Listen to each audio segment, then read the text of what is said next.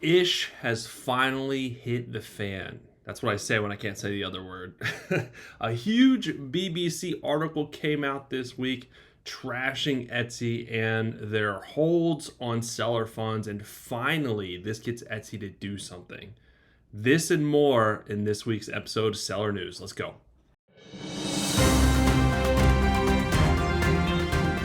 Hey everyone, what is going on? Welcome back to the Handmade and Beyond podcast. I'm your host, LL. Glad to be back with you guys as usual, talking about all things Etsy, handmade, e-commerce, selling online, all that good stuff. This is the Friday news episode where I bring you the latest relevant news to Etsy sellers, e-commerce sellers, things that you can use for your business.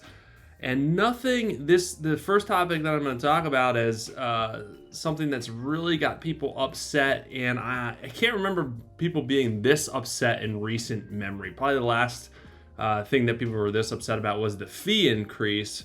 But this is the reserve funds debacle. It's been going on for quite some time, since 2021, rather. And people were upset about it. People were really pissed off about it. And I agree. I can see both sides of it, but I think Etsy kind of went overboard in regard to the reserve funds. They should have thought it out a little bit better, and now they're getting a lot of backlash about it. So Etsy has been putting funds on reserve for different periods of time to allow for fraud prevention, to allow for returns, refunds, basically to protect buyers so they're not getting screwed out of their money, because at the end of the day, the money and the revenue that Etsy needs comes from buyers, the lion's share of it. So that's kind of why they're doing, but however, with them doing that, it's been putting a strain on sellers because they have to front the money. They have to pay for the cost of their goods that they're making, pay for the shipping, and then ship the stuff out, and sometimes not get a payment from Etsy until 45 days later. And if you're getting a decent amount of sales early on, which isn't the norm, but it does happen, this isn't great. Etsy sellers are fronting this money. A lot of sellers don't have that much money if they're starting a business, so it's just kind of giving them a bad taste in their mouth. And Etsy has to do a better job of protecting buyers and sellers both, because they are both very important. Etsy will not survive without sellers. They will not survive without buyers. So they have to find a middle ground for these type of things. So when the Brits stepped in and BBC published this article talking about this happening, how it's creating financial stress for sellers, and how the UK government was interested in this matter, that lit a little bit of a fire with Etsy. Anytime there's talk about a government getting involved in a privately owned company, well, they're not. I guess Etsy is public, but still, a government getting involved in a company and their practices and all that stuff, warning bells go off. People, I'm sure the executives are kind of freaking out, because no company wants the government meddling around in what they do and controlling what they do.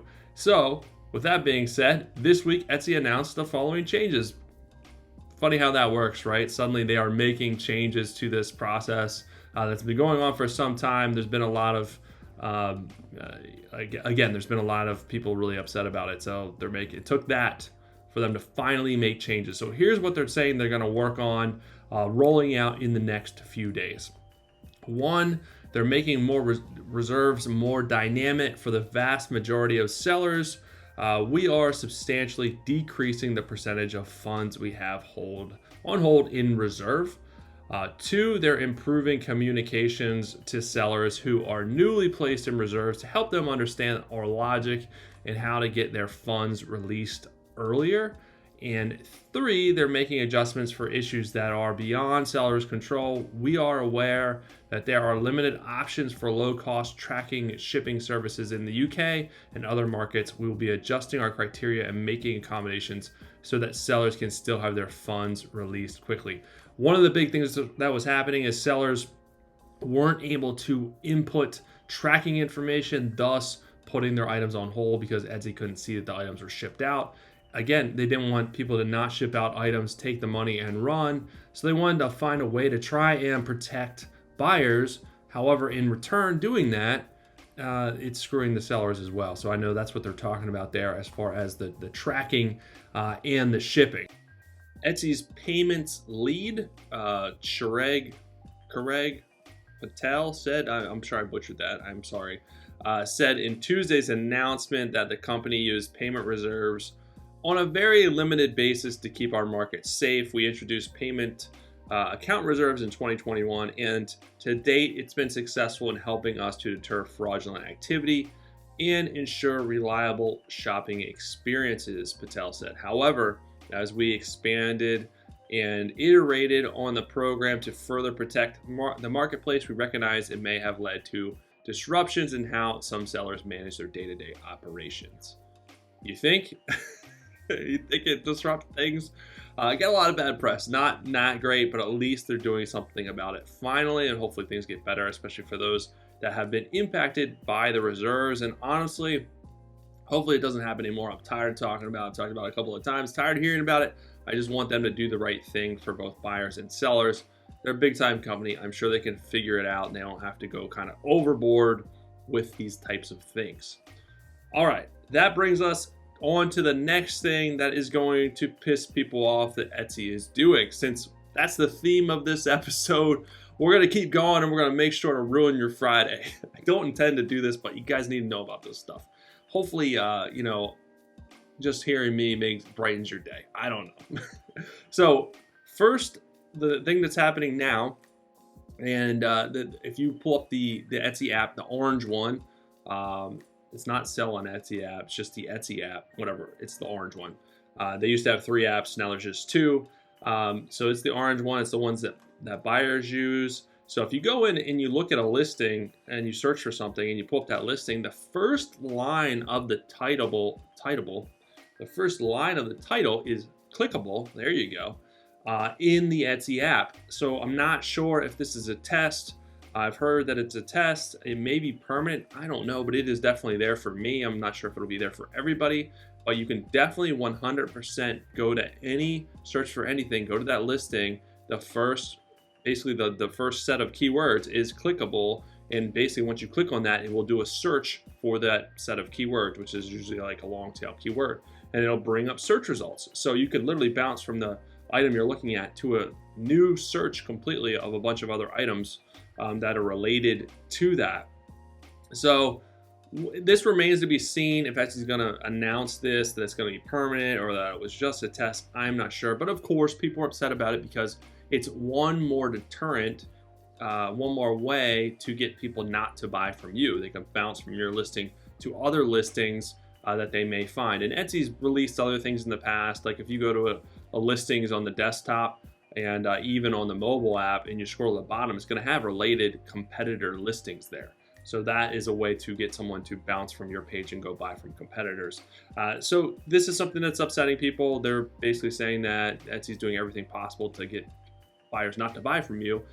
Yes and no. I mean, there's always going to be this type of competition.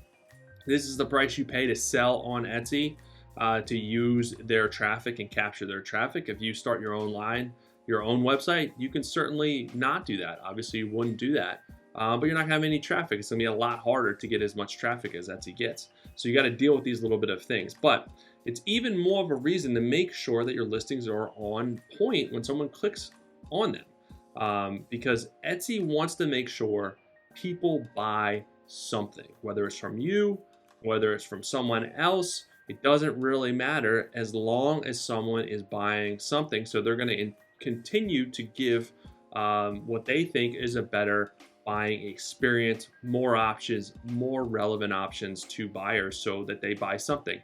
If someone leaves Etsy and doesn't buy anything, that is a loss for Etsy.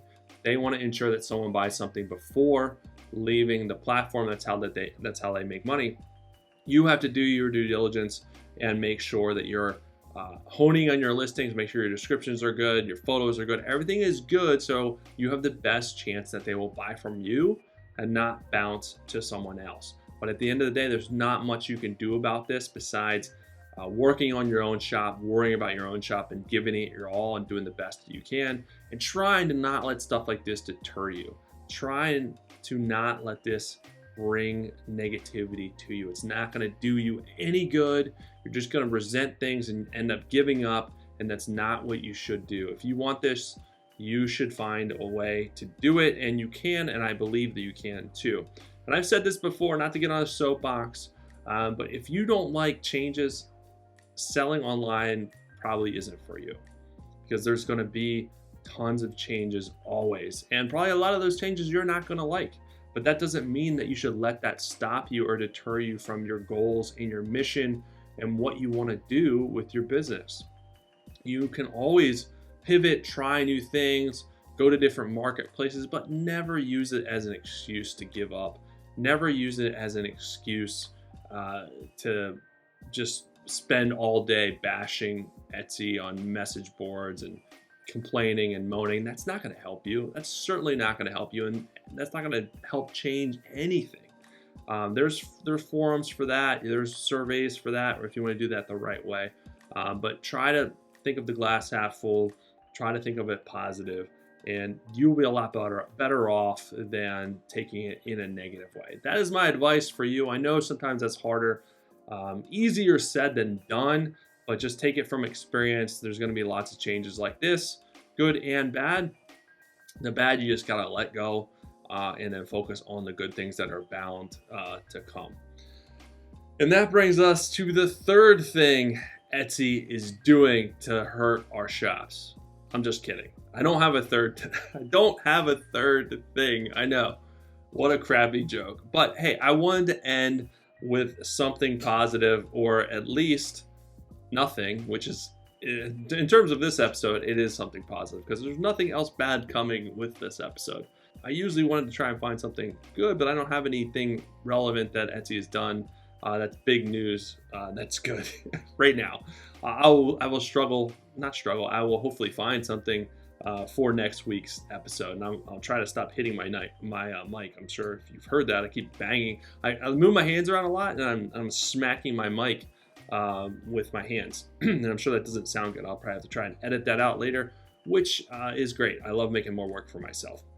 Anyways, that is it for this episode. If you like these episodes, please leave me a comment, like, share, review. I'll read them all. I appreciate you guys listening as usual. Have a good rest of your Friday. Have a good weekend. Don't let this episode get you down. Do something fun. Get out there and get ready for next week to start killing it again. And I'll have some more good stuff for you then.